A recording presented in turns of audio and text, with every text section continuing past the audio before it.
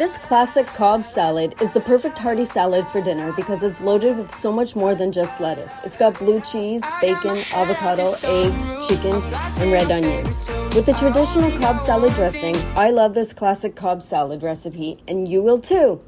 This salad comes together easily in 3 simple steps. Step 1, whisk together the salad dressing ingredients until well combined. Step 2, mix together the Cobb salad ingredients in a large bowl. You can top the lettuce with the other ingredients displayed on top or just toss to combine.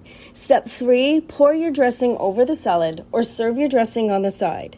For the printable recipe, full list of ingredients and the measurements, follow the link in my profile at Salads for Lunch. Enjoy and follow for more salad recipes.